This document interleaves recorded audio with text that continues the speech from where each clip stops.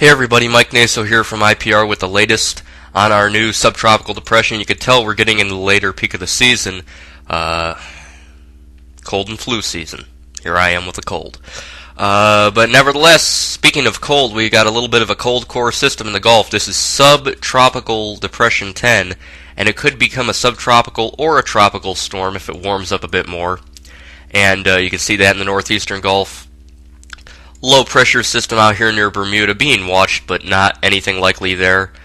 And then an area of disturbed weather in the western Caribbean that we're going to have to watch very closely. First, here's our depression. If it gets a name, it will be Jerry, and it is expected to. It's currently at 29.2 north, 85.5 west, with winds of 35 miles an hour. It's moving in the northwest at 8, 1,004 millibars, and you can see that track is expected to bend a little bit as the ridging builds just a bit above it, and send it somewhere here into the North Gulf Coast as a moderate tropical storm, most likely. And you can already see the track models are in pretty good agreement with that, and we'll see if that materializes. Here's the latest radar loop, and you can see the center is right down in here, and it's very broad and ill-defined.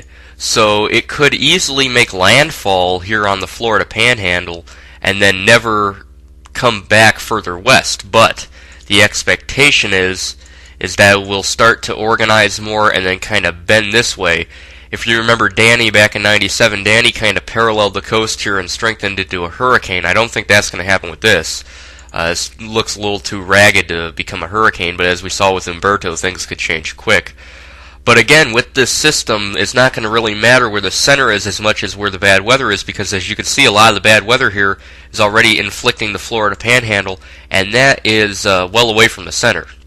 So as this system moves on west, it should get better organized, but again, don't expect any significant strengthening, it doesn't look like at this point. Excuse me. You can see our system here sitting here off Florida, and again, any little movement to the north could bring it inland, and that could change the whole ball game. But again, the expectation is that we'll continue towards more Louisiana, Mississippi, Alabama. I'd probably bet in landfall somewhere in Alabama or Mississippi, somewhere near the border, if that plays out. You can see a wave out here in the central Atlantic. Watch this this time of year as they move into the Caribbean. They could get better organized.